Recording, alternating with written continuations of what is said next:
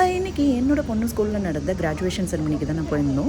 போன உடனேவே வெல்கம் ட்ரிங்க்காக வந்துட்டு நமக்கு வாட்டர்மெலன் ஜூஸும் குக்கீஸும் கொடுத்தாங்க. அது வாங்கி சாப்பிட்டுட்டு நம்ம ஆடிட்டோரியம் நோக்கி போயிட்டுருக்கோம். இது வந்துட்டு 5th to 6th அவங்க வந்து போகிறாங்க. அதோட கிராஜுவேஷன் செரமனி, அதாவது ப்ரைமரியிலேருந்து மிடில் ஸ்கூல் போகிறாங்க. போன உடனேவே ஃபஸ்ட்டு வந்துட்டு ஒரு பரதநாட்டியம் டான்ஸ், இதுதான் வந்து வெல்கம் டான்ஸாக பண்ணாங்க.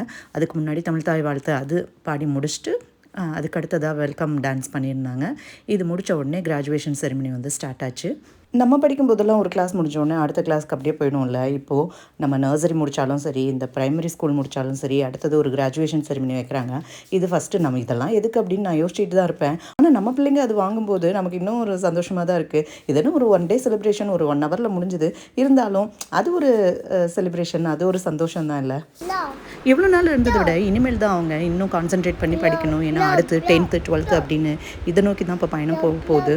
ஸோ இப்போ யாரெல்லாம் மிடில் ஸ்கூல் போகிறாங்களோ அவங்க எல்லாருக்கும் நம்ம விஷ் பண்ணிக்கலாம். உங்கள் பசங்களும் இப்போ எந்த கிளாஸ்லேருந்து எந்த கிளாஸ்க்கு போகிறாங்க, அதே மாதிரி நர்சரியோ இல்லை இந்த மாதிரி ப்ரைமரி முடிச்சுட்டு யாரெல்லாம் அடுத்த கிளாஸ்க்கு வந்து போகிறாங்க அப்படிங்கிறது கமெண்ட்டில் சொல்லுங்கள்.